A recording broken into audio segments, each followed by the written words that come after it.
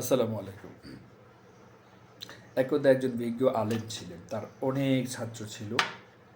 তিনি এই ছাত্রদেরকে বিভিন্ন নৈতিক শিক্ষা, ধর্মীয় শিক্ষায় শিক্ষিত করতেন। আর এই আলেমের একটি পাখির খামার ছিল। উনি পাখি পালতেন, পাখিদেরকে একটা শিক্ষা শিক্ষিত করতেন।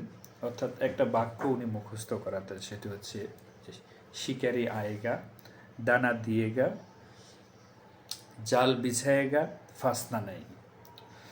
তো এই পাখিরা যখন কোনো মানুষজন তাদের পাশ দিয়ে যেত, তখন এই পাখিরা এই বাক্যটি উচ্চারণ করত। তো আলেম যখন তার কাছে অনেক ধরনের স্টুডেন্ট আসতো তার কাছে শিক্ষা গ্রহণ করার জন্য, তিনি শিক্ষার্থীদের অর্থাৎ তার অনুসারীদের জ্ঞানের মানদণ্ড পরীক্ষা করার জন্য তিনি ছোট্ট একটি পরীক্ষা নিতেন। তিনি কিছু খাবার দিতেন আর জাল দিতেন, গিয়ে বলতেন যে যাও ওই পাখিগুলোর কাছে যাও, কিছু পাখি শিকার করে নিয়ে আসো। এই শিক্ষকের এই আলেমের যখন শিক্ষার্থীরা সেই পাখিগুলোর কাছে যেত, তখন পাখিগুলো সেই বাক্যটি উচ্চারণ করত যে, শিকারি আয়েগা, দানা দিয়েগা, জাল বিছায়েগা, ফাসনা নেই। অর্থাৎ শিকারি আসবে, দানা দিবে, জাল বিছাবে, তোমরা ফেঁসে যেও না। মজার বিষয় হচ্ছে যে এই পাখিগুলো এই কথাটির অর্থ জানতো না। ওরা শুধু এই কথাটা মুখস্থ করেছে তাদের মনিবের কাছ থেকে। তারা সেটাই যখন কোনো মানুষ দিত তারা সেটা বলতো। তো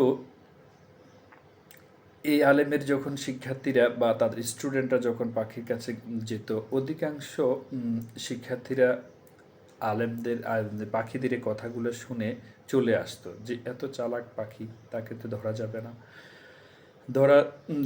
তবে মাঝে মাঝে কিছু শিক্ষার্থী একটু ভিন্ন কাজ করতো। তারা দানাগুলা দিয়ে জাল বিছিয়ে পাখিগুলাকে যখন দিত, তখন দেখতো যে পাখিগুলা মুখে কথাটা বললেও তারা কি করছে, যে তারা খাবার খেতে আসছে এবং জালে ফেসে যাচ্ছে। তখন এই শিক্ষার্থীরা পাখিগুলা ধরে এনে আলেমের কাছে বলতো যে ধরে এনেছি। তো এখানে দুইটি বিষয় শিক্ষণীয়। একটি হচ্ছে আমাদের অবস্থাটা কি।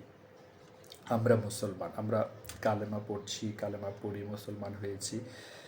আমরা প্রতিদিন পড়ি লা ইলাহা ইল্লাল্লাহ। এই কথাটা লা ইলাহা ইল্লাল্লাহ মুহাম্মাদুর রাসূলুল্লাহ যখন আমরা বলি, আমরা আসলে ওই বোকা পাখিগুলোর মতো যারা শুধু একটি বাক্য শিখেছে কিন্তু সে বাক্যটার অর্থ বোঝে না। আমরা লা ইলাহা ইল্লাল্লাহ পড়ি কিন্তু এর মর্ম অর্থটা আসলে বুঝি না। আমরা প্রতিদিন আমাদের চলার পথে এই ধর্মীয় শিক্ষায় শিক্ষিত না হয়েও আমরা শুধু কালেমাটা পড়ে আমরা চিন্তা করি যে আমরা মুসলমান।